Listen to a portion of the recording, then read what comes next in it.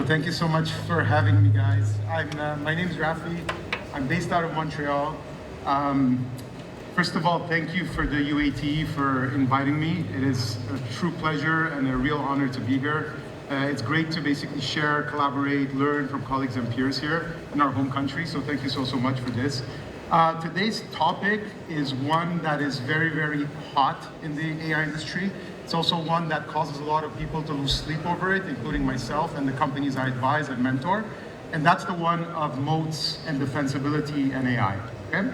So at the end of this talk, what I'd really like to get out of it is a framework within which it will enable those that are building AI companies or operating projects or products within big companies related to AI to have a framework around building something that only not survives, but thrives in this world. A little background on myself. I'm not going to go through all of this, but basically, I've been in tech all my life, 25 years. I've done a bunch of stuff from a deep tech perspective, SaaS, AI. I'm just saying this because just from the perspective of what I'm going to bring to you today is based off of all these years of experience, all these years of failures. Like I've had tons of failures, but I've also been very, very lucky enough to have amazing teams. I've always been surrounded by amazing teams. That's allowed us to exit 3 times with 3 different companies in SaaS and AI, okay? I also do a lot of advising, mentoring. I try to tell people that I do it because I want to give back, but it's really not that. I actually learn more than the people I mentor and advise. They're all in the bleeding edge type of technologies. I do a lot of work in AI, but a lot of work in quantum computing as well. That's really, really hot. I love that. I'm very passionate about that space. And today, the things I'm going to talk about moats and defensibility, are not going to be theoretical. It's basically, I've been in the trenches the last 2 to 3 years, working with these companies. I even explored starting my own AI company, workflow automation stuff, in June.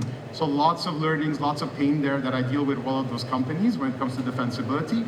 I also work a lot with VCs, investors, growth equity, and from that perspective, their view on defensibility and moat, I'm going to bring that into this as well, because that's a very big attribute. If you're trying to go raise money, you better have a really, really good way to say how your AI platform is going to be defendable.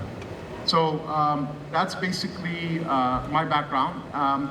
From an agenda perspective, could have gone through this many different ways, but I chose this because I think it gives the philosophy first of why defensibility or moats are very difficult in this world. I want to start with that.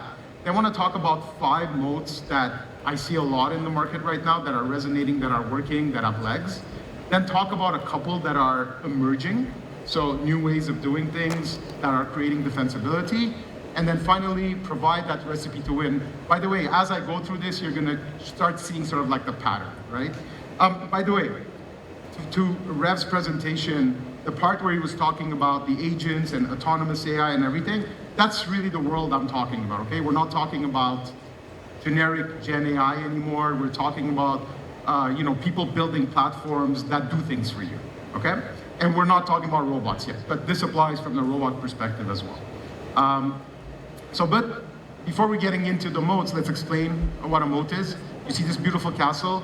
Well, people figured out that a great way to defend it was to create a ditch, an excavation around it, and put water in it. Makes it difficult for people to come and attack you, right? Doesn't mean you're not attackable, but it makes it difficult. The same thing applies for AI and technology. So what that basically means is you want to build something where you have a competitive advantage, but it's very hard for someone to come and copy you, replicate what you're doing, and beat you, right? And then if you build a competitive advantage that's also getting better over time, that's golden. Like that's what you want to do. So that's the definition of a moat, and that's basically what I'm going to talk about with respect to the different ones that I work with all the time. So before we're getting into that, let's talk about some of the challenges, why this is a problem in AI, right?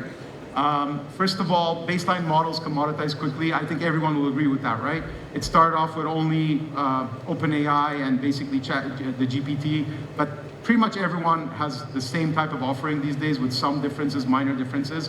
So coming to that, differentiation doesn't last long here. Someone comes up with a new feature, a new capability like video production, and then all of a sudden someone else comes up with the same thing a week later or 2 weeks later. So very hard to defend in this market. The speed of innovation is insane, right? The third one, which I find is so different than in the past, like when I was building companies, we used to rely on the incumbents, the Microsofts, the Googles, to be slow, to not care about the markets we're addressing. And that's not the case anymore, right? So there's like existential threats every 2 or 3 months. This Monday, I was boarding my flight from Montreal to come here. One of the CEOs of the companies I sit on the board on called me because OpenAI had just launched Agent Kit. It's a workflow automation tool. They're a workflow automation tool for SEO and GEO. So he was freaking out. He's like, here we go again. Another week I'm gonna spend with the team figuring out how do we combat this, right? And so it's a very stressful environment from that perspective. And that's very different than the old world that we have here from the incumbent side. Another one that, I see this pattern is like, you spend a lot of time and a lot of pain finding product market fit.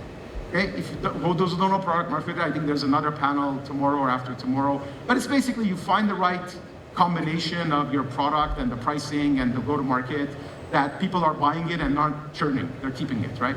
So this is very hard to start with. By the way, I hate that part of starting a company. It's like, I'm the worst. But once you find it, in the old days, you fuel it, you put money into it, you grow, and then you see the scale, and you start seeing everything grow. That's not the case anymore today. Today, what ends up happening is you find product market fit, and it's like someone comes and, again, because they're new features, different, they pull that rug under you, and you gotta take a step ahead, and you can see what's going on. They pull the rug again, you gotta step ahead. So it's a non-stop treadmill, okay? And again, that's a very stressful, very fast environment. So again, very fragile defensibility. You think you have something competitive, an edge, and then it goes away, you gotta refigure it out. And then finally, the moats I'm gonna talk about today, in 2 to 3 months, will have either drastically changed or not the same, or there will be new moats that are gonna be part of this too. I was here in July, and again, the UAT organized a very cool event, a private event, prominent CEOs and companies here. We had multiple discussions. One of the discussion topics was moats and defensibility.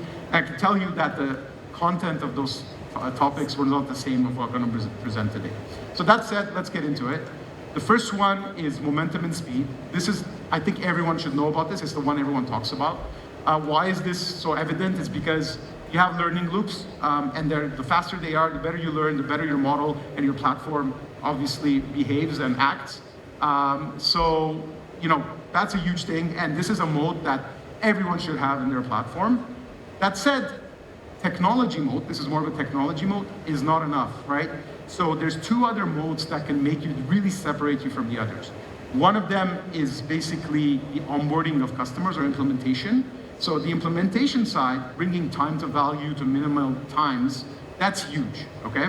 And then the second one is the customer acquisition. So how do you onboard very, very fast? So if you take these 3 things together, they compound even more, and that creates a way bigger defensibility strength that you have now than you had with just the speed one. So an example of how I see this playing out in the market, and I know I said incumbents are fast and everything, but what I'm seeing, and we see it like every day with some of the companies I work with, in the ERP space, the incumbents are not really acting. Even though they say they are, they're not acting fast enough. And what's happening is that there's a lot of native AI companies that are going in because they're at the same speed of innovation as the ERP companies, but they also have speed of acquisition and speed of implementation, which the ERP companies don't because of their model. They use consultants that charge on time, and that's their salespeople.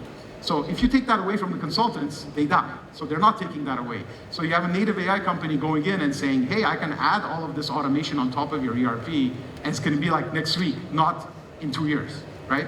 So they're beating the ERP companies at their own game because of the addition of that other components other than technology. So think of speed not as just a strategy, but a very strong moat in the AI world.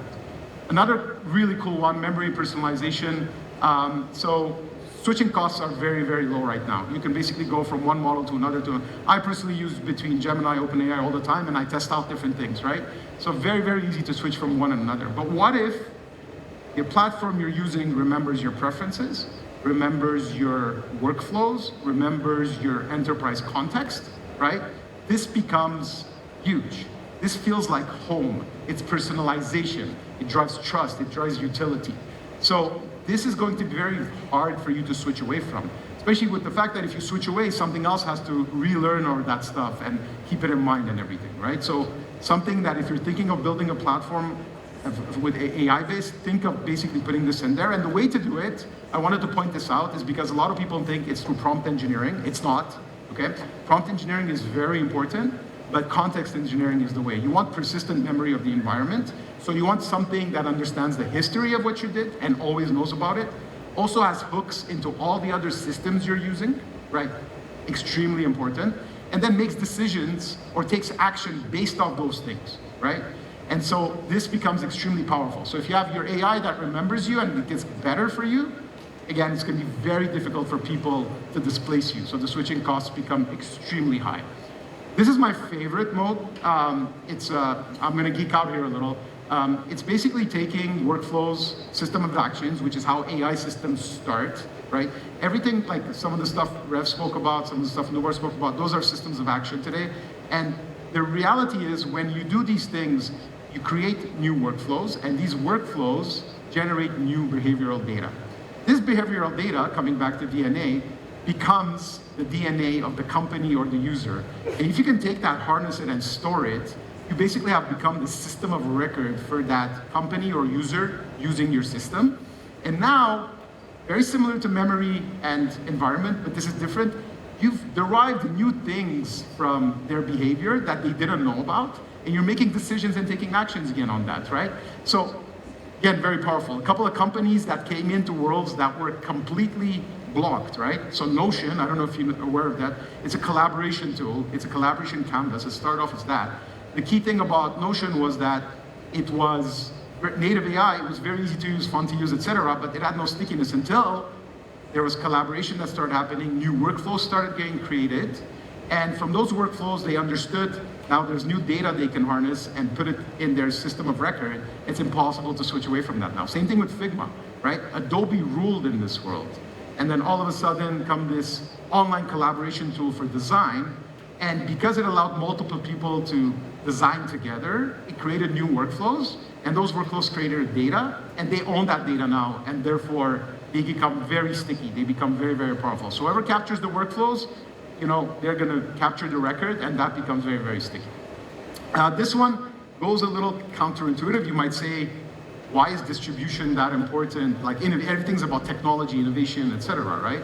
The reality is, the half-life of innovation in AI is very, very short, right? Speed of innovation, like we said, is very high, and so you can't rely just on innovation. And so distribution becomes a big thing, because distribution becomes your volume. So if you add speed to the volume that you have, that you get, things become exponentially growing, right? So what I love to say to the companies we talk about, and even to the customers when we go talk to customers, is let's meet the customer where they're at, right? So what that means is that imagine I want to do something, and then all of a sudden this platform or system or application shows up, is so easy to use, is integrated in my workflow. I didn't need to do anything, right? That's what distribution brings you, and that's extremely powerful. So in the world of AI, you have to think of go-to-market and partnerships in a different way. They've always been important in scale-ups and startups. It's just in this world, distribution is you have to have a very big bias towards distribution in order to create a moat from this. Okay? So that was the distribution one. And the last one, before we get into some of the emerging ones, judgment and taste. This is really cool. This is what basically gives the human touch to AI. There's a lot of AI slop out there. You know, people talk about it, whatever. It's like basically tons of stuff that's generated by models that are not relevant. There's no judgment, there's no taste, right? So if you can build something that has curation, that has taste, that has discernment, you're going to win the heart of the user. And that's where judgment and taste comes from, right? So I like to talk about this. I mean, everyone's heard of Lovable. If you haven't, it's a web and app creation tool. So not only have they created something where with their engineering, they've been able to match the kind of taste and judgment that's aligned with the user as they want to create stuff, but they've also created an incredible infrastructure by picking the right partners like GitHub, Supabase in the back end, you name it. They pick the right ones to be able to build that right taste and judgment into it, right? And by the way, I think 10Web, which is a local company here, is also creating something very similar. They're going to be launching something very soon around this. So outputs are cheap, judgment is rare. If you can basically teach your AI to have taste, you know, you're going to win. I'm telling I have 5 minutes, so let me go through this quickly. A couple of emerging moats. First of all, I call it private evals observability. It's literally the benchmarking. It's ability going to telling someone my AI is going to work 99.8% time, accuracy, reproducibility, like it's going to work all the time. And that beats any generic AI that's out there that's at 85, 86%. And why is this a moat is because to get there, you need deep expertise in the field. What Nubar was talking about, Lila, is an example of this. You need deep expertise and tons of testing with benchmarking to show that you can actually do these things. So extremely powerful, becoming way more popular in the general enterprise world as well. But you see this a lot in the legal and medical world today. And then finally, this is a really cool one. It's counterintuitive to all of AI. It's basically, I don't care about what's underneath the interface, the workflow, the experience. And you can pick and choose whatever LLM, whatever framework. It could be private, it could be out in the cloud, it could be open source, it doesn't matter. It's the workflow that you're owning and what you're using underneath is what works best or what's most cost efficient, right? And so Vahan's even in the card, so there's an entrepreneur here who basically came up to me and was like, I'm building this thing for video production. As we're talking, I'm like, that's the kind of moat I was already thinking about of this. So it's emerging, right? And that's the beauty of moats. You don't really start thinking about them, the new ones. They just start happening, right? So that's an example of that. So what do we do with all this? We spoke about 5 moats, we spoke about 2, and then people get asked this question, what is your moat? Well, the answer is there is no one moat. The successful companies that are out there, that are thriving, that are growing, are actually building composite moats, right? They are taking at least 2 or 3 moats that they either specifically chose to take or it came grounds up organically in the company, and they basically layer them together, and that compounds, right? And compounds, and now you have this loop, and you get stronger and stronger and stronger. So that's basically the approach, right? But it's not a static world. It's dynamic, which means you can't just put it out there and say it's a finished piece of art. Like I can watch it now and we're done and let's just grow the business. On the contrary, this is a moving fight, right? So you have to be constantly re-exploring, re-evaluating if your moats still apply, readjusting them, sometimes scrapping them and changing them for others. That's the world we're living in, right? So it's dynamic, it's always changing, and basically the way to go is use multiple moats together. So if you're operating a company, think of moats this way. And if you're an investor, think of moats this way as well. I see a lot of investors just ask, what is your moat? It's not a moat. Be very careful and be aware that having multiple moats is way stronger than having 2 or 3, just adding them up, the sum of them. Like it's way, way stronger, they compound. So that was my session today. Hopefully that was informative, beneficial for you guys. I don't know if we have time for Q&A. Yes, we do, finally. Okay. Thank you very much for fitting into the schedule. I did this in 18 minutes. Bravo. So, I did. So. Yeah, I mean, it's another perspective on the mode, so you managed to fit. Thank you very much for this interesting perspective, Raffi. And as we have some time left, the audience is welcome to come up with questions.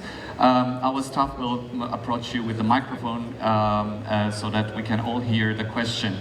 So if you have any questions, please raise your hand so that we can see. We see here already 2 questions. Let's first give the floor to Peter, please. Hi, Raffi. Hi, Peter. Can you please turn it on? This is not a seeded question, guys. Let me see.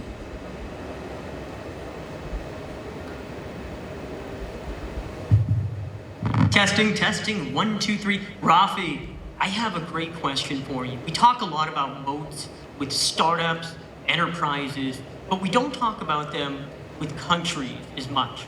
Now, looking forward for the future of Armenia, what are the moats that Armenia has now, and what does the future look like of our moats, or what could the future look like? Well, look, that's a great question. I think we got the answer in Rev's presentation, honestly. He framed it so well. So I think the talent here, the intelligence, and I've been here twice, and I'm so impressed, guys. The talent intelligence we have is great. Now that we're providing the tools for that talent and intelligence to grow with, that's basically gonna hopefully compound, right? And that compound effect is going to be way stronger versus other countries that don't have the tools and don't have that same intelligence too. So that starts with that. It's going to evolve, right? Once you get to somewhere, others are going to catch. So it's a dynamic game again. But right now, that is really the key here. If you provide for the infrastructure, I think there's already the brains and the intelligence here to basically soar. Thank you very much. Thank you for the very interesting question. If you could pass the microphone behind to your colleague, we have a second question there. Please also introduce yourself if possible. Yes, hello, I'm Lauri Antalainen, President of Estonian Business Angel Network. And I have a question. So you had a very good, insightful idea about that the native AI companies are kind of taking the market of ERPs. Yeah. So I'd like to ask you, elaborate a bit more on this. So do you see that there's a business opportunity on making these AI layers on top of the existing ERPs? Because what I've seen is that I don't see really the companies changing their ERPs quite easily. So, so what's your thoughts on that? My take on that, and I've lived it myself this summer, where we were implementing with one customer who was just implementing SAP as well. And the customer just basically, I should stop my implementation and just use your stuff. So if it's brand new greenfield, no issue, but you're absolutely right. There's going to be a lot of resistance, a lot of change required. That's the beauty. I would take the approach of overlaying an automation layer on top of it. There's no rip and replace. You are just on top of it, and basically, you know where all the data is, you pick the right data at the right time and takes actions on behalf of the user. And that's the right way to go. And then over time, as new workflows are being built, you're going to start owning a system of record now of new things happening. Plus, all the information you're getting, you're starting to store as well. So you start becoming the system of record. The reason why people don't like moving from an ERP is because of the system of record component. So once you start translating it towards that, it gets there, right? If you want, like, I think, if I'm not mistaken, I think it was Bessemer, they wrote an amazing paper on this as part of one of their thesis for investments of how you go after this market. Once again, who was? Bessemer Ventures. It's like one of the prominent VCs out in the valley. Thank you. Thank you very much for the question coming from Estonia. And I see we have also a hand raised here. Let me pass the microphone. Thank you. Also, if you could introduce yourself, please. My name is Arthur. I said Vahan. I meant no Arthur. problem. Yeah. We were discussing the video production yesterday. So I have the following question, and I think maybe the audience is interested in this question as well. That's why I'm giving it in public, Raffi. So, for example, when it was times of social networks, right? I assume there are many more companies than Facebook trying to build the social network for the world, right? And now we see a race in a new technology, right? And of course, like Facebook and others, they establish their dominance, they have the market, and that's it. No one is trying to enter that market anymore. Now, when we have the AI market, what's interesting is typically the innovation was coming from the US in the past, right? Mm-hmm. But now we have the Chinese companies, right. And they are coming in numbers that, it's like you cannot comprehend as an entrepreneur who is building a platform that is trying to figure out which models to work with, which models to adopt, which ones are not there, and their strategy, etc. You have China, and they're shipping models every single day, and ton of them. And their marketing is not as good as the Western, companies in terms of the market penetration, but their models are just amazing. Right. I'd love to get your assessment of the market in terms of competition from China. Sure. And how do you think the market will mature, right? What's the end game here? Yeah. That's the first question. And second question, do you think that the companies that used to tell how the game should run, like the Googles and others, like we have the change of the players in terms of the market adoption, like they are not the ones driving the market really, it's the adopters, it's the people who are building the application companies and telling the users which workflows are the best and trying to adopt with them. And these model providers, they basically become utility companies. So they seem to be the drivers, but the market is changing. What do you think on that? Well, I don't think they're utility companies anymore. That we used to look at them that way, but when they're starting to make the same things that the vertical folks, not at the 100% level, are starting to make, because there's a big enough market, they're moving up the stack. That's what's so different between the SaaS world and this. In the SaaS world, they never moved up the stack. They were the utilities. Now they're moving up the stack, but you don't know when they're going to move up the stack, if they're interested in moving up the stack or not. No one knew why if OpenAI was going to launch a workflow automation tool on top of their platform, but they did.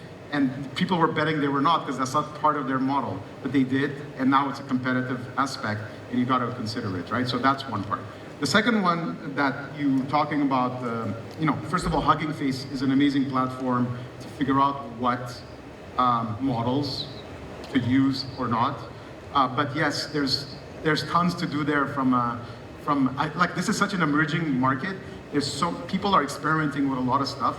So it's not really known yet which model, how it gets propagated to the top model to use or whatever. Obviously papers work, and having scientists in your team who recognize legit papers versus non-legit papers is already a great start.